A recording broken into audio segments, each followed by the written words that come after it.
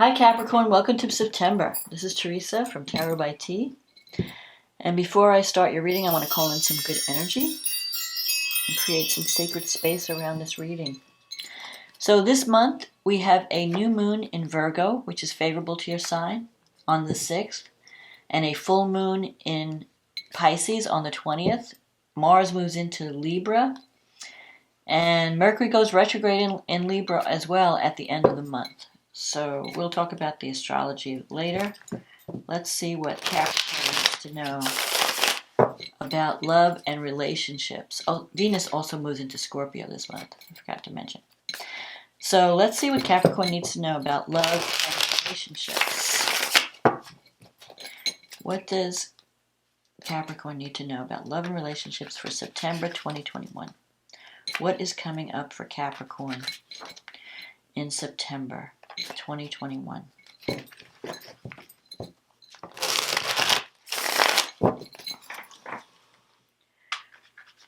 What is coming up for Capricorn September 2021?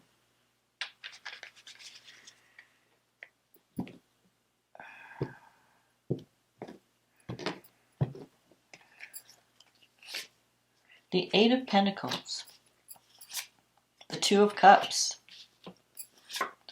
the Seven of Wands, the Knight of Cups, the Wheel of Fortune, the Queen of Cups, the Page of Pentacles, the Three of Swords, the Four of Swords, the Five of Wands, and the Page of Swords. Okay, so the Eight of Pentacles, this is a card of being on a new path, starting at, like you're at the beginning stages of something. So it's possible that you'll be starting a new relationship this month, but I'm also seeing you might be cutting away. Some of you might be leaving one relationship for a new one, or if not, it could be that you've had some type of a breakup or falling out with someone, and you may decide to try again, like taking a new path. You know, trying. Let's turn the page. Let's try again, but let's do things differently, because the Eight of Pentacles it sometimes can relate to a career situation where you're just learning something. You're at the apprentice stage. But you have the Two of Cups here. So the Two of Cups is a partnership, a soulmate connection.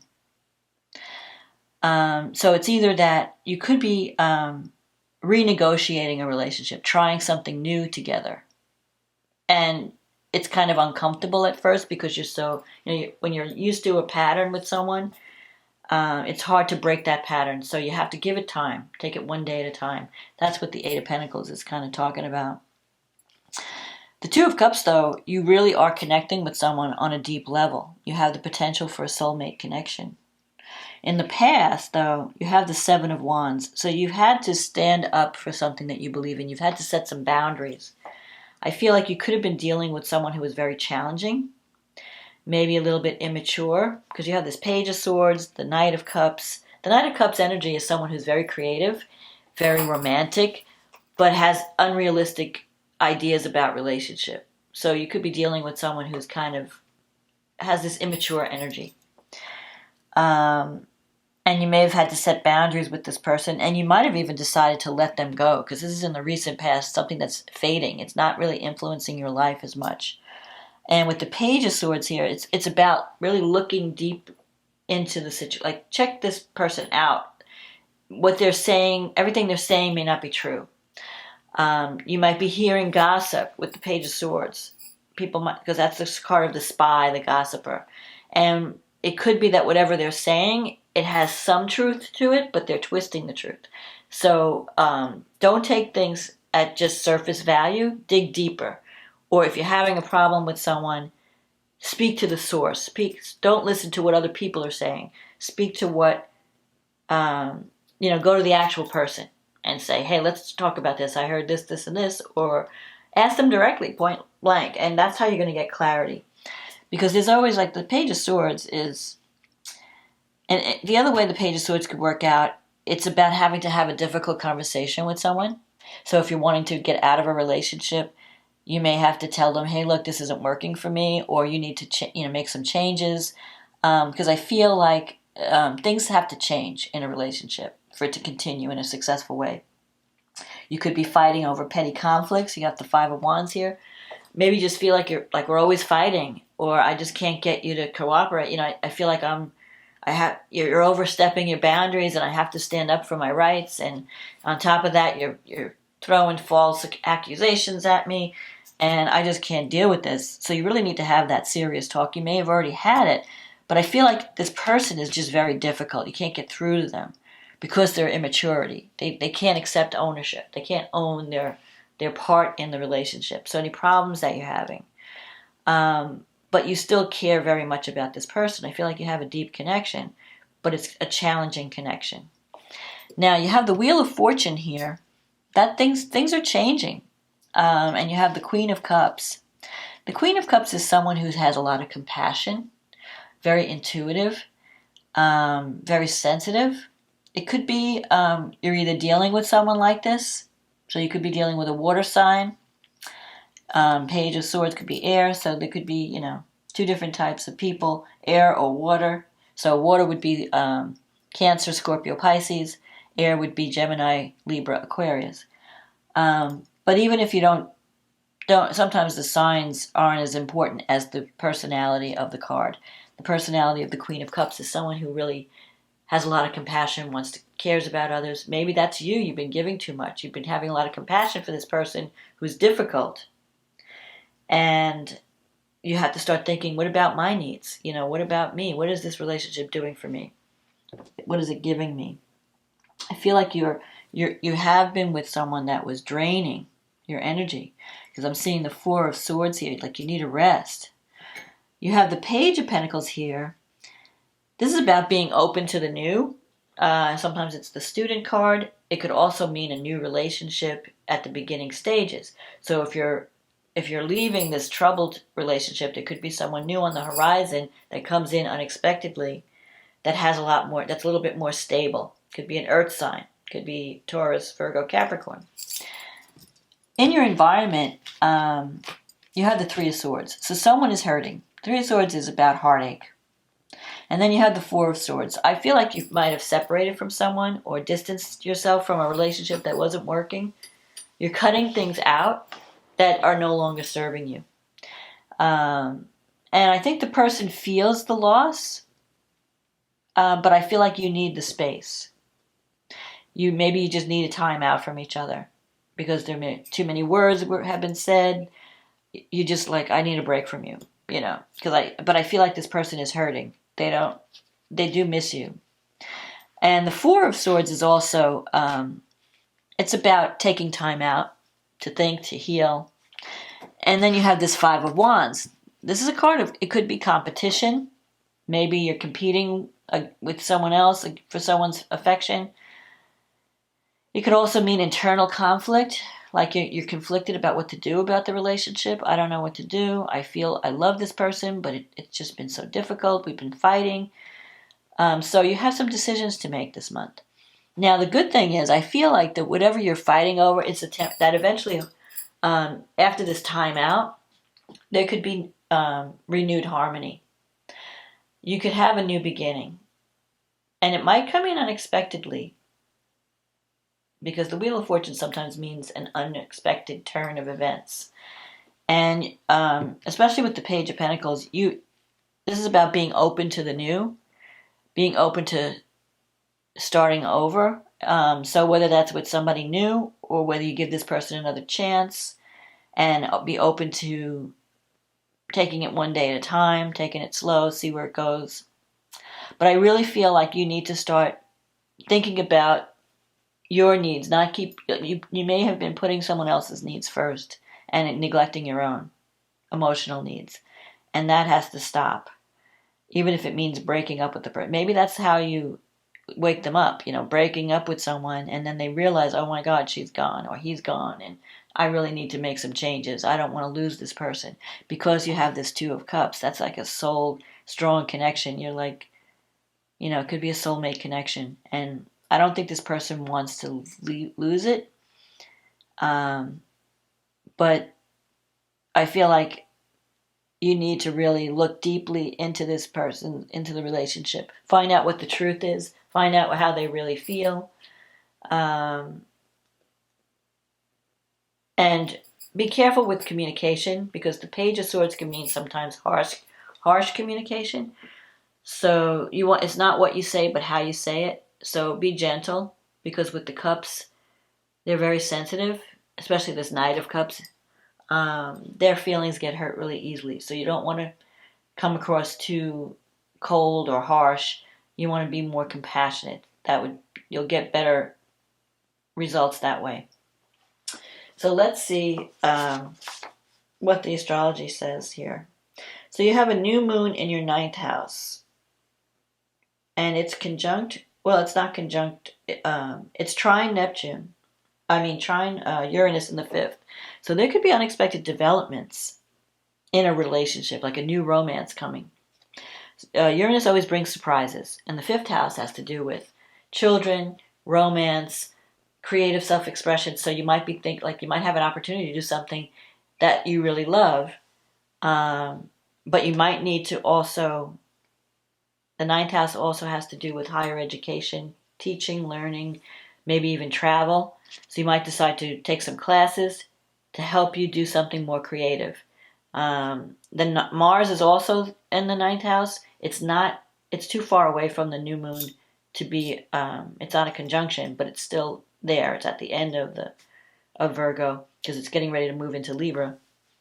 So Mars is where your energy is. Your energy is towards self-improvement, like learning new skills, reaching out.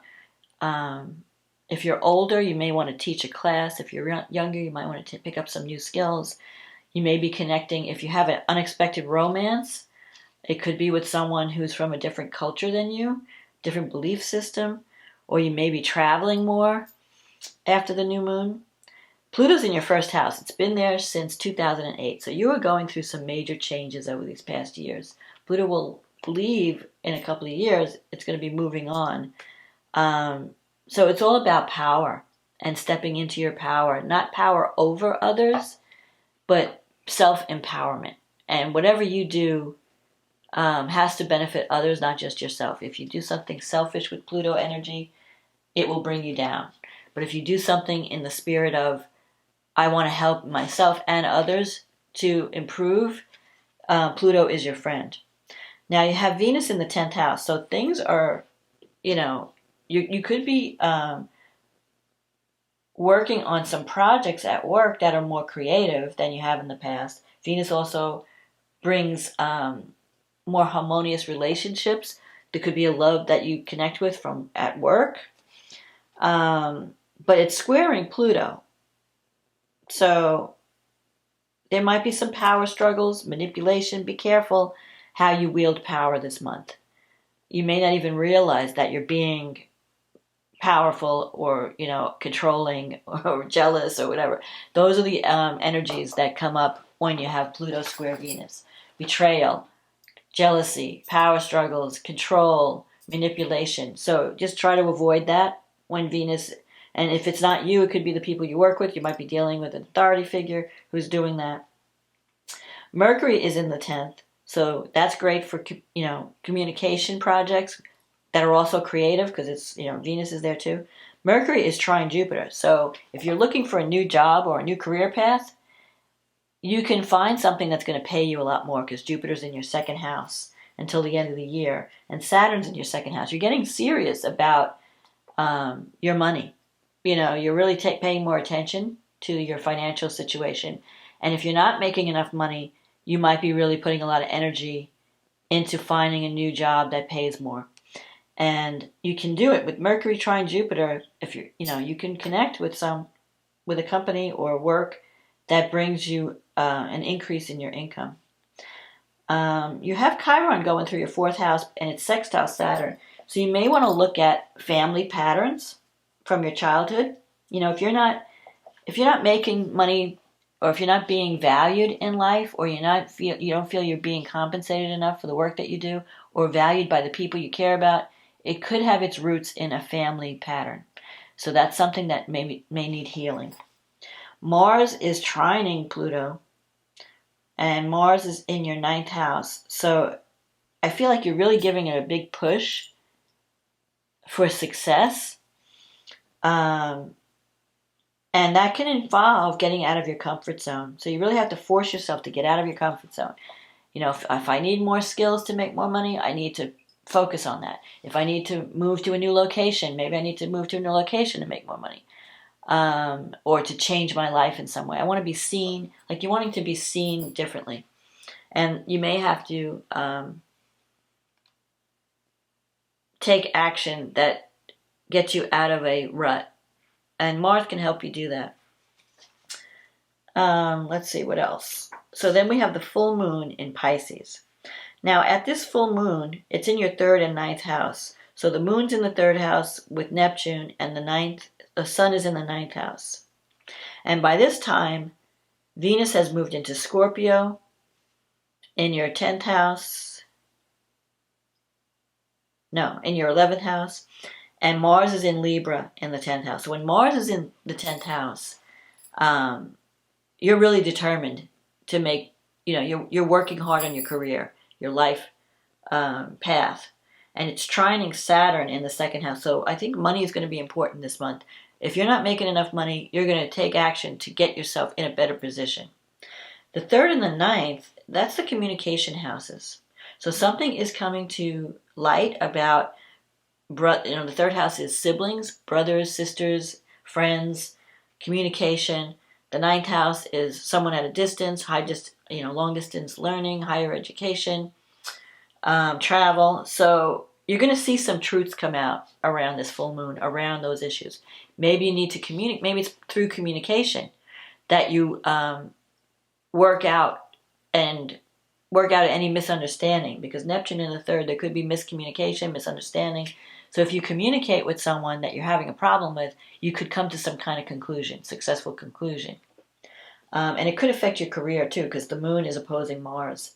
I feel like there could be some career miscommunication. Like maybe you heard like some gossip or something that was not accurate, or you need to clear something up with someone in a relationship. So communicate. If you're having a falling out with someone, you need to reach out and communicate. Clear it up, because it could be one of you or both of you are thinking the wrong thing. Like maybe that person's thinking, you don't want to have anything to do with them. They're thinking you're thinking they don't want to have anything to do with you. So there's some kind of miscommunication that needs to be cleared up, and it may come out around the full moon where you can clear it up. You can get greater clarity. I also feel like you have a great opportunity because Mars in the 10th is trining Saturn in the 2nd and the North Node in your 6th house. There's going to be some major opportunity to achieve a career goal that's going to bring in more money. It may involve more responsibility. You may get some kind of promotion. But if you're thinking about looking for a job, or you're thinking about raising your position in your current job, give it that energy. When Mars is in the 10th, you're going to have that energy. Mercury is also there in the 10th, and it's trining Jupiter in the 2nd. That's again, Jupiter brings opportunity when it's in your 2nd house. It's bringing money, wealth. There could be some type of writing project, or you're sharing ideas. Mercury in Libra, you might be communicating working in a group with people. So it's don't be the lone wolf when Mercury and Venus are in your 10th house, or Mercury's in your 10th house. And your Mars in the 10th, you could be argumentative. So you don't want to be, you're ambitious, but you don't want to be abrasive. Okay, so control how you're saying things. It's not what you say, but how you say it. And try to work with others in a spirit of teamwork. And that will bring you abundance and success. Now, the surprise development comes with Venus opposing Uranus. Venus has now moved into Scorpio. It's in your 11th house. And it's opposing Uranus. And Uranus is in the 5th. So there could be some surprise developments around friendship, around children, around creative projects. You don't know exactly what's going to happen. There could be some power struggles because the opposition, it's like you want to do things one way, somebody else wants to do things another way. There could be some unexpected developments, and you have to, think on your feet to respond to some things that come out of the blue. So it could, I'm not saying it's a negative aspect. It will just be a surprise. So Uranus always brings the unexpected, but it's also a planet of freedom. It's freeing you possibly to pursue a dream or a goal, especially in love or money, because Venus rules money. Venus also rules love. And in the 11th house, it could be that a friendship unexpectedly develops into a love affair. You could have some unexpected expenses come up with related to a child or a creative project. But it could also bring in unexpected wealth. Because Venus usually brings in money. But you can't really predict what Uranus does. All you can predict is that it will be unexpected and surprising. And another thing I wanted to mention, Mercury in the 10th house is squaring Pluto in your first house. Mercury rules communication and the sharing of ideas. And when it's squaring Pluto, you want to watch either, you may butt heads with an authority figure or a person in power. So you want to watch your communication style, because Mercury square Pluto can mean harsh communication. Where you go up, you get angry and you say things you don't mean. So watch how you're communicating. Again, don't be a bully, don't beat someone over the head with your ideas.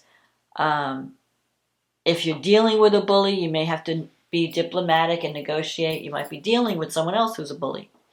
So that's just something to watch out for when Mercury's squaring Pluto. And those are the two difficult. The two difficult aspects this month is the Venus square Pluto and the Mercury square Pluto. But once you overcome those, you have a lot of positive things too. So it's all about communication, how you communicate, clearing up any misunderstandings, trying to be diplomatic, work as part of a team, and stand your ground. Stand up for what you believe in. Don't settle for less. So that's my forecast for September, Capricorn.